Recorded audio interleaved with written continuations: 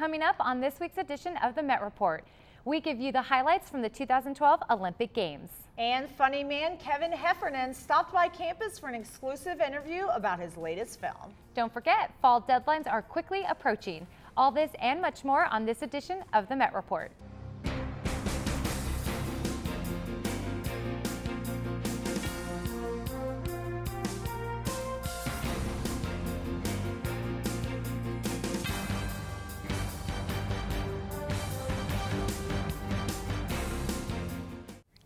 Welcome back to this week's edition of the Met Report. I'm Annalisa Blanco. And I'm Paula Ruelas. We begin with a developing story. This past Sunday, only 16 days after the Aurora Theater shooting, another tragic shooting occurred, this time at the Sikh Temple of Wisconsin. It has been reported that 7 people were killed, including the gunman, and another 4 were left injured. The shooter, Wade Michael Page, is originally from Colorado and was killed during a shootout with police. Investigators continue looking into possible motives. We'll have more as this story develops. Well, on July 20th, 12 people lost their lives at the hands of James Holmes, who entered an Aurora movie theater and opened fire. 3 lives in particular held close ties to the Aurora campus and were recently remembered at a memorial on campus. The mood was somber on the Aurora campus as a vigil was held for the victims of the Aurora shootings.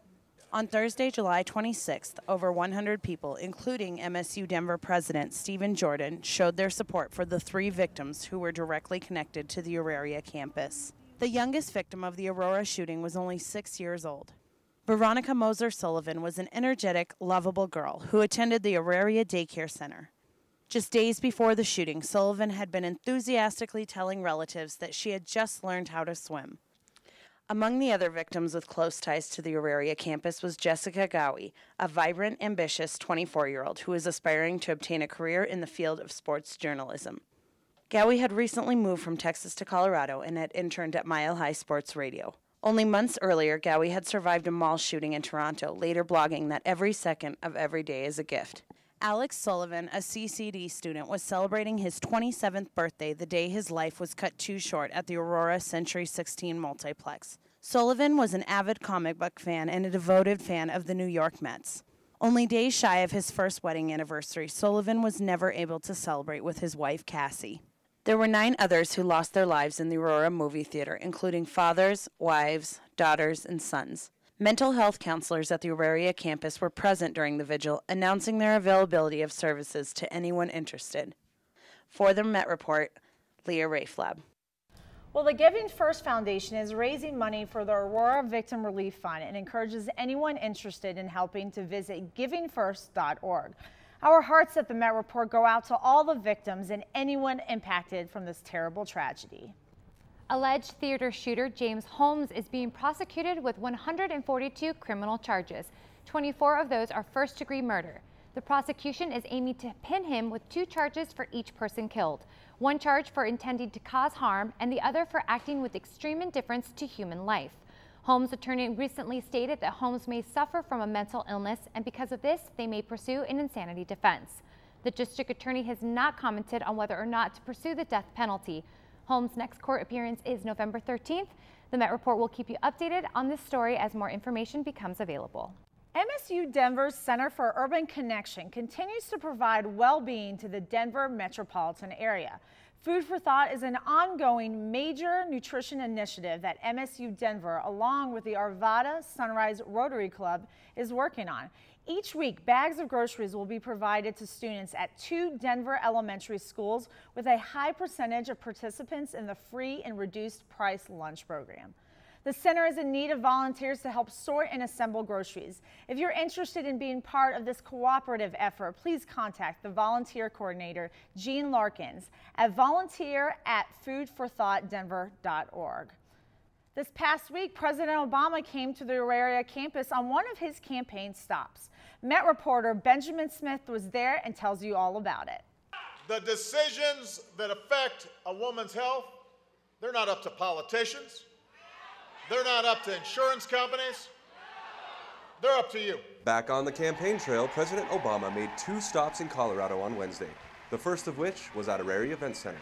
And you deserve a president who will fight to keep it that way. That's the Obama spoke to the high price of health care for women and how he plans to make it more affordable. I don't think a college student in Colorado Springs should have to choose between textbooks or the preventive care that she needs.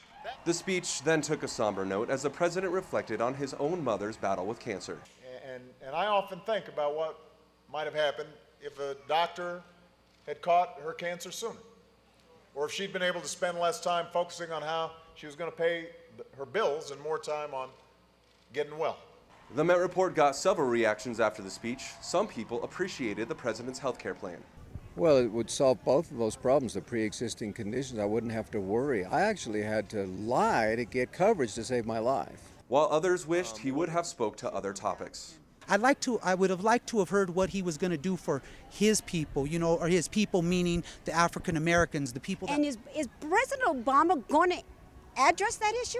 Because what is affecting the immigrant that has built this country is affecting me, and they take away their rights and they take away mine. The Met Report will provide continued coverage on the elections. On Auraria campus, I'm Benjamin Smith.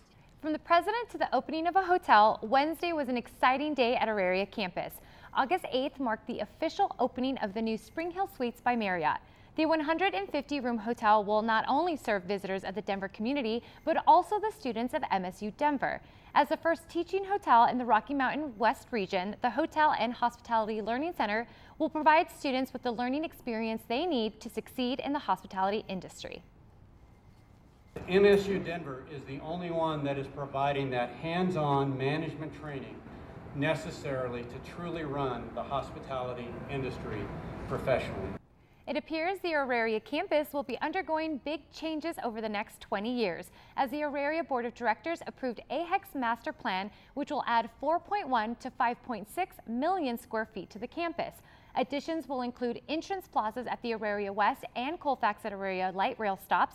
3 new buildings will serve the different schools on campus, and the field to the left of the Tivoli will no longer be used for athletics, but will be transformed to student-oriented space instead. The purpose of this revision is to forge closer connections to downtown and to further promote the opportunities the campus has to offer. And now we go to Annalisa Blanco with an exclusive interview. I have Justin Moreau from Divine America. Thank you, Justin, for being here. Oh, yeah, I'm thanks. so excited. Yeah, absolutely. So tell me about how you started Divine America. Well, Divine America, it was started in itself in 2009 at the Auraria campus as a student organization called the Mile High Divine Club. Prior to that, in 2003, is where the concept began, and it was spurred on by a car accident I was in. It was a DUI caused by myself, and I was paralyzed from that. And just look back and just look at what steps I've taken to get me in that position. Right. Well, with unfortunate, tragedy in your life, you're bringing good to other people. Tell me how people can get involved and what type of people you're looking for. Oh yeah, well, people can get involved at any sort of level, even as an individual, of course, just by being a good person in life and promoting that positivity and being a good role model. As a college student here at Metro State, you can be an intern and get 3 credit hours for being a mentor to a 5th to 12th grader of the same gender, basically to promote the graduation rates within our DPS system, which is failing. It's failing right now. I won't say miserable, but it's pretty close. Right. And tell me about the mission statement. What is the goal of Divine America?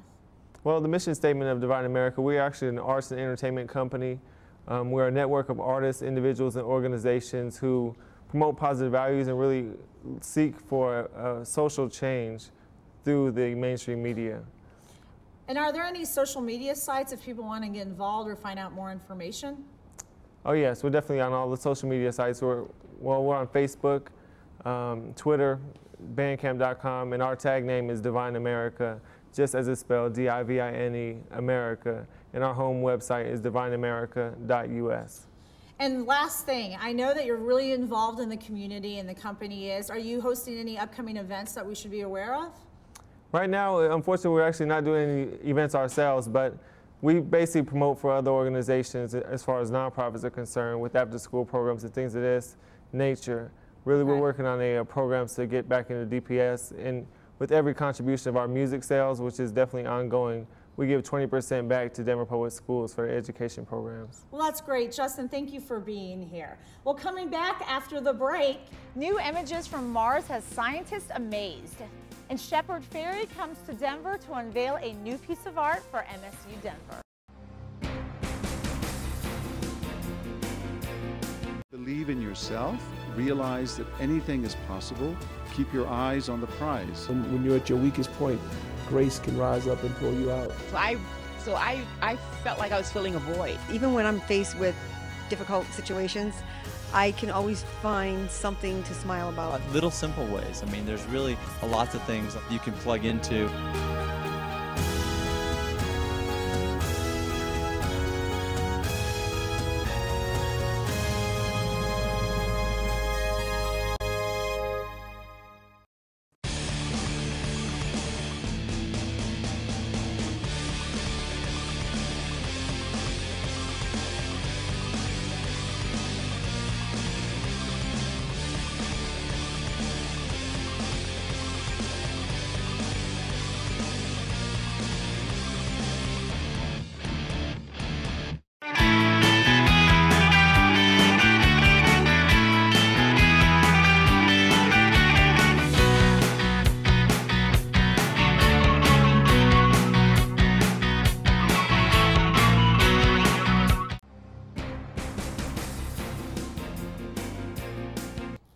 Here are some important dates for students to keep in mind for the upcoming fall semester. The deadline for tuition payments is August 17th. August 20th marks the beginning of classes. The last day to drop and receive full refund is August 26th. The last day to drop with a 50% refund is September 5th. And the last day to drop and receive a NC is October 29th. Paula, I cannot believe fall semester is already here. I know it. I didn't even get to lounge by the pool this summer. Where did it go? I know, but the exciting thing is that there's new courses and programs that the school's offering, so I think that'll be great for students. I agree. Well, whether you rent them or buy them, textbooks seem to get more and more expensive each semester. With students paying on average about $280 per semester on books, that is definitely an expense that adds up over time.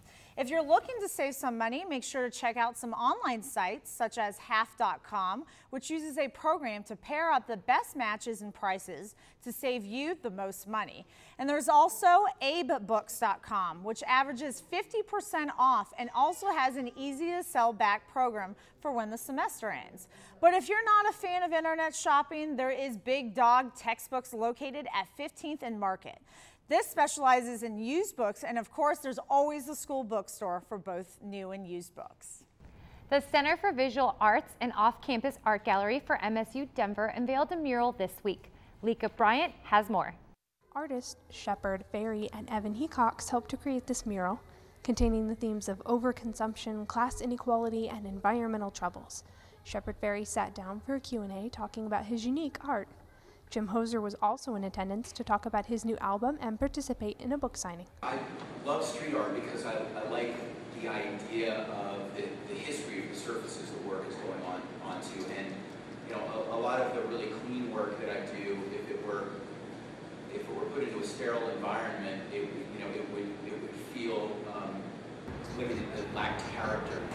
The other thing is, I think the philosophy of the street art, the philosophy of taking it outside of an elitist realm, the academic institutions, the galleries, the museums, all of which I think are great, but which can be limited to find a broader audience. I think that's important.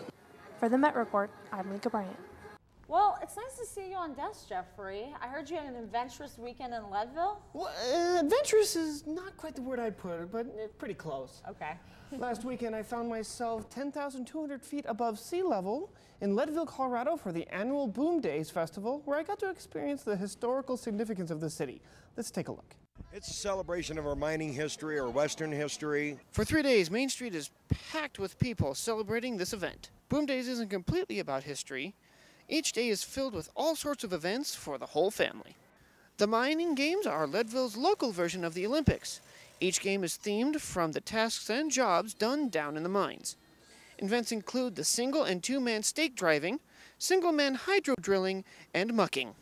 Outside of the mining games, there are other fun competitions, such as How Slow Can You Go?, Honey, I'm Home, and Celebrity Boardwalk. Yours truly decided to get in on some of the action, though it wasn't very successful. Eventually, I did get the hang of things. Also partaked into some tomfoolery. And speaking of tomfoolery, looks like you got a little stick up there for you. Well, some people got to try to sneak up on you, you know. But I usually come out okay. Jeffrey, were you board walking in Leadville? Yes and no. It was actually one of the games up there called the Celebrity Boardwalk, where 4 of us actually had to walk on the board at the same time. And the only rules in the game were you had to stay on the course and you had to walk on the boards. And how'd you do? Actually, my group won the first 2 rounds, and then, yeah, okay. The rest of the teams cheated. We'll leave it at that. Thanks, Jeffrey. Well, the red planet is in living color. The Curiosity rover has finally landed on Mars, and it all went according to plan. NASA has released the first color images taken of the planet's surface, and scientists are amazed by the similarity the red planet shares with desert regions here on Earth. Next, the team plans to fire a laser at rocks to help scientists further study Mars's geological makeup. And now there's a new sweet treat in honor of Curiosity's landing on Mars. Kraft created a new open-faced Oreo complete with red-dyed cream and tire tracks. This cookie was featured as part of Oreo's Daily Twist campaign and won't be hitting the snack aisle anytime soon. Paula, I spent a lot of time trying to find you this new Mars Oreo, but I was only left with the original because I guess they're out of this world. Yeah, I love cookies. And you know, the original are always the best. Well, coming up after the break, Metro announces its Hall of Fame class and find out which rock star had an impromptu performance for fans in Denver.